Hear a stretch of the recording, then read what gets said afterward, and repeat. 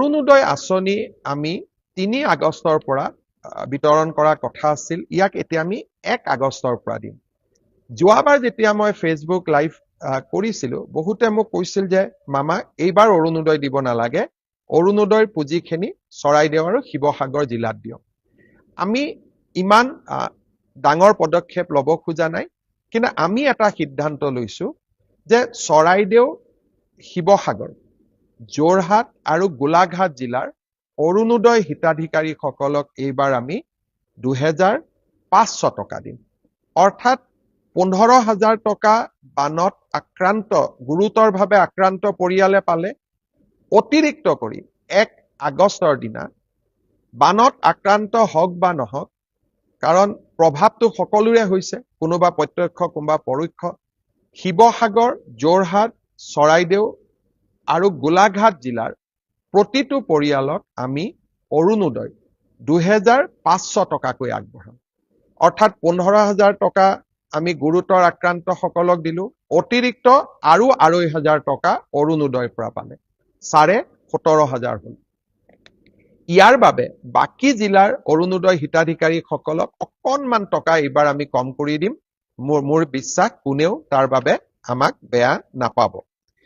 ইয়াৰ পিছত আমি আৰু কেইটামান সিদ্ধান্ত লৈছো যে আমাৰ যিখিনি চৰাইদেউ আৰু শিৱসাগৰ জিলাৰ স্কুলৰ ছাত্ৰ ছাত্ৰী আছে, তেখেতসকলক আমি বিনামূলীয়া ইউনিফৰ্ম দিছিলোঁ।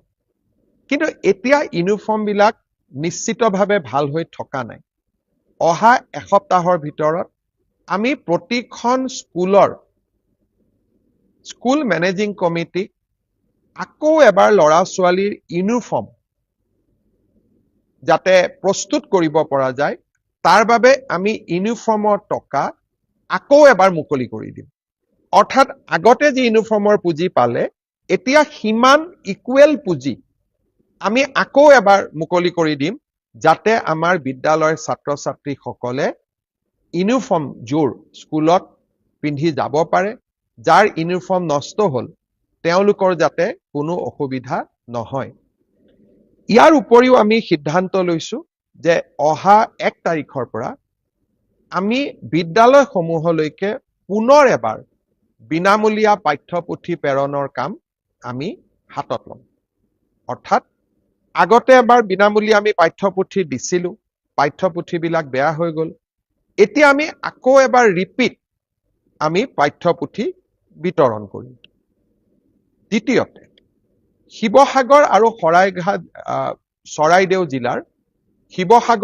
চৰাইদেউ জিলাৰ হায়াৰ ছেকেণ্ডাৰী পঢ়ি থকা ছাত্ৰ ছাত্ৰীসকলক আমি এককালীন কিতাপ পত্ৰ কিনিবৰ বাবে ১,০০০ টকাকৈ দিম। যিসকলে BA BSc পঢ়ি আছে, তেওঁলোকক আমি কিতাপ পত্ৰ কিনিবৰ বাবে এককালীন আমি ৩,০০০ টকাকৈ আকৌ দিম। আৰু যিসকলে পোষ্ট গ্ৰেজুৱেট পঢ়ি আছে শিৱসাগৰ আৰু চৰাইদেউ জিলাৰ, তেখেতসকলক আমি ৫,০০০ টকাকৈ কিতাপ কিনাৰ বাবে আমি আগবঢ়াম।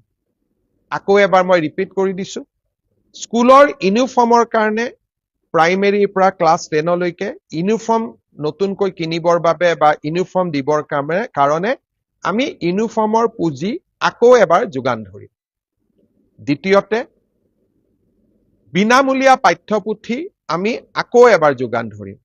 তৃতীয়তে, উচ্চতৰ মাধ্যমিকত পঢ়ি থকা ল'ৰা ছোৱালীসকলক কিতাপ পত্ৰ কিনিবৰ বাবে আমি ১,০০০কৈ টকা দিম। ডিগ্ৰী পঢ়ি থকা ল'ৰা ছোৱালীক কিতাপ পত্ৰ কিনিবৰ বাবে আমি ৩,০০০কৈ টকা দিম।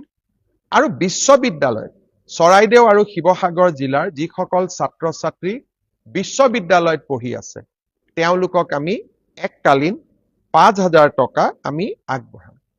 ইয়াৰ উপৰিও আজি এটা আমি সিদ্ধান্ত লৈছো যে যাৰ মাৰ্কশ্বিট নোহোৱা হ'ল, যাৰ চাৰ্টিফিকেট নোহোৱা হ'ল, তেওঁলোকে সেৱা, হায়াৰ ছেকেণ্ডাৰী কাউন্সিল বা বিশ্ববিদ্যালয়সমূহত ডুপ্লিকেট মাৰ্কশ্বিটৰ বাবে নিশ্চিতভাৱে আবেদন কৰিব। আমি সিদ্ধান্ত লৈছো যে শিৱসাগৰ আৰু চৰাইদেউ জিলাৰ ছাত্ৰ ছাত্ৰীসকলক বা আন ব্যক্তিক যিসকলে ডুপ্লিকেট মাৰ্কশ্বিট আবেদন কৰিব বা যিসকলে duplicate matric higher secondary certificate আবেদন কৰিব তেখেতসকলৰ বাবে কোনো মাচুল বিশ্ববিদ্যালয় বা কাউন্সিলে ল'ব নোৱাৰিব।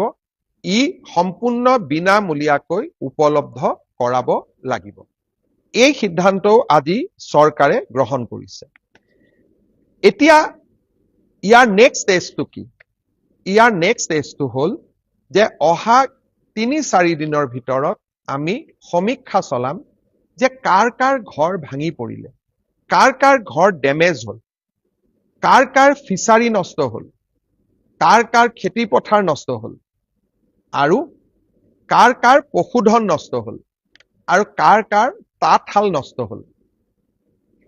এই এছেছমেণ্টটো আমি সমান্তৰালভাৱে আগুৱাই লৈ যাম। আমি যি এককালীন 15,000 টকা দিম বা অৰুণোদয়ৰ জৰিয়তে 2,500 টকা দিম, ই মাত্ৰ সাময়িক সকাহ। কিন্তু যাৰ ঘৰ ভাঙিছে, ঘৰ ক্ষতি হৈছে, তাক ঘৰ বনাবৰ বাবে, যাৰ পশুধনৰ মৃত্যু হৈছে তাক পশুধনৰ বাবে, যাৰ তাঁতশালখন নষ্ট হৈছে তাক তাঁতশালখনৰ বাবে, যাৰ ফিচাৰী নষ্ট হৈছে তাক ফিচাৰীৰ বাবে, যাৰ খেতি কৰিব নোৱাৰা অৱস্থা হৈছে তাৰ খেতিৰ বাবে। এই গোটেই এছেছমেণ্টবিলাক ৩ তাৰিখৰ পৰা আমি আৰম্ভ কৰিম। এতিয়াও বহু জাগাত যাব পৰা অৱস্থা হোৱা নাই। আমি লাহে লাহে এছেছমেণ্ট কৰি ৰাইজক সম্পূৰ্ণ ক্ষতিপূৰণ য'ত যেনেকে আমি নৰ্মছ মতে যিমান পাৰো আমি ৰাইজক যিসকল ৰাইজৰ ক্ষতি হৈছে তেওঁলোকক আমি ক্ষতিপূৰণ দিবৰ বাবে প্ৰচেষ্টা কৰিম। শ্ৰদ্ধাৰ ৰাইজ, এই যে আমি ছাত্ৰ ছাত্ৰীসকলক 1,000, 3,000, 5,000 বিনামূলীয়া ইউনিফৰ্ম, এই গোটেইবিলাক পুঁজি আমি মুখ্যমন্ত্ৰীৰ সাহায্য পুঁজিৰ পৰা প্ৰদান কৰিম।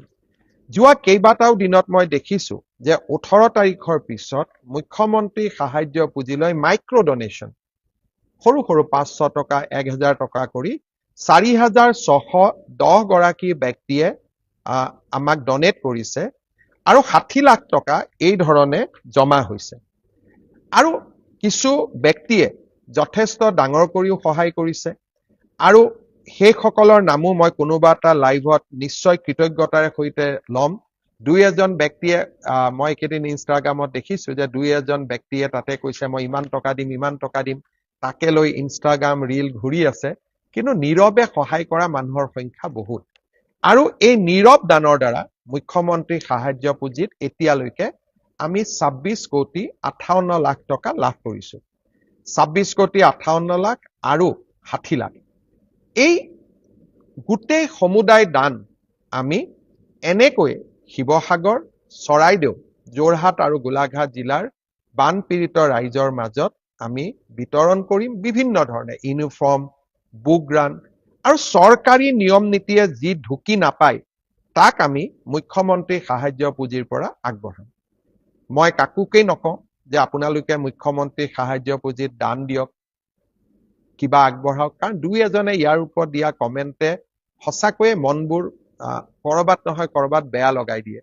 মুখ্যমন্ত্ৰী সাহায্য পুঁজিৰ পৰা যোৱা 5 বছৰত কিমানজন কেঞ্চাৰ ৰোগী অকণমান হলেও সকাহ পাইছে তাৰ তালিকাখন দেখিলে আপোনালোকে সকলোৱে বুজিব যে ক'ৰ পৰা কেনেবাকৈ অকণমান টকা খুজি আমি কেনেকৈ অজস্ৰ ৰোগীক সহায় কৰি আছো। মুখ্যমন্ত্ৰী সাহায্য পুঁজিলৈ অট'মেটিকেলি টকা নাহে, কাৰোবাৰ ওচৰত দান বৰঙণি বিচাৰিব লাগে। কিন্তু মই তথাপিতো কৈছো, নিজে যদি গৈ কাৰোবাক সহায় কৰিব পাৰে সেয়া আটাইতকৈ মংগল। কাৰণ প্ৰত্যক্ষভাৱে কাৰোবাক সহায় কৰিলে সি অদ্ভুত মানসিক আনন্দও পায়। যিসকল অসমৰ বাহিৰত আছে, নিজে কৰিব পৰা নাই, তেওঁলোকে এনেকৈয়ে সহায় কৰে মুখ্যমন্ত্ৰী সাহায্য পুঁজিলৈ আৰু সমগ্ৰ পুঁজি আমি ৰাইজৰ মাজত বিতৰণ কৰিম। 2-1জনে কৈছে হিচাপ দিব লাগে, মই তাকো আদৰণি জনাইছো। হিচাপ দিয়াত অসুবিধা কি? হিচাপটো দেখা পালে তেতিয়া তেওঁৰো মনত দানৰ এটা প্ৰৱণতা জাগিব আৰু তেওঁ নিজেও দান কৰিব। কাৰণ সকলো কথাতে ৰাজনীতিও নহয় আৰু সকলো কথাতে ইনষ্টাগ্ৰামত ৰীলো নহয়। মই ভাবো যে আমি সকলোৱে এই মুহূৰ্তত ৰাজনীতি আৰু সমালোচনাৰ পৰা ওপৰত থাকি বানাক্ৰান্ত ৰাইজক কেনেকৈ সহায় কৰিব পাৰো তাৰে প্ৰচেষ্টা আমি হাতত ল'ব লাগে। চমুকৈ মই আকৌ এবাৰ ঘোষণা কেইটা কৰিছো যে বানত আক্ৰান্ত প্ৰতিটো পৰিয়াললৈ 15,000 টকাৰ এককালীন সাহায্য, অৰুণোদয় এই 4খন জিলালৈ এই মাহত 2,500কৈ টকা। আৰু এটা কথা আপোনালোকক ক'ব খুজিছো, এই যে 15,000 টকা দিম, কেতিয়াবা চৰকাৰী আঁচনি দিলে কয় যে চৰকাৰী কৰ্মচাৰীয়ে নাপাব, অংগনবাদীয়ে নাপাব, আশাই নাপাব। ইয়াত সকলোৱে পাব। চৰকাৰী কৰ্মচাৰী এজনৰো যদি ঘৰ বানে আক্ৰান্ত কৰিছে তেওঁ এই পুঁজি পাব। আশা, অংগনবাদী, মিড ডে মিলৰ ৱৰ্কাৰেও পাব। আমি কেতিয়াবা কওঁ যে অৰুণোদয় চৰকাৰী কৰ্মচাৰীয়ে নাপায়, কিন্তু এই 15,000 টকা সকলোৱে পাব। বানত আক্ৰান্ত প্ৰতিগৰাকী ব্যক্তিকে আমি দিয়াৰ বাবে প্ৰচেষ্টা কৰিম। 2,500 টকা অৰুণোদয় হিতাধিকাৰীসকলে পাব। ল'ৰা ছোৱালীক কিতাপ, কাগজ, ইউনিফৰ্ম আৰু বুক গ্ৰান্ট আমি দিয়াৰ চেষ্টা কৰিম। মৃতকসকলৰ বাবে আমি আৰু 5 লাখ টকাকৈ বেছিকৈ দিয়াৰ সিদ্ধান্ত আমি ঘোষণা কৰিছো। আৰু নতুন কৰি যিসকল মিচিং নমছত নাপায় তেওঁলোককো আমি সাহায্য দিয়াৰ কথা আজি ঘোষণা কৰিছো। চাৰ্টিফিকেট আদিও ডুপ্লিকেট কপিও বিনা মাচুলে পোৱাৰ আমি ব্যৱস্থা কৰি দিছো। আৰু শেষত এইটোও কৈছো যে যাৰ ঘৰ গৈছে, ফিচাৰী গৈছে, এনিমেল ঘৰৰ পশুধন গৈছে, তাঁতশাল গৈছে, সকলোকে আমি সহায় কৰাৰ বাবে চেষ্টা কৰিম। এই 15,000 টকাৰ লগত তাৰ কোনো সম্পৰ্ক নাই, সেই কাম আমি সমান্তৰালভাৱে কৰি থাকিম।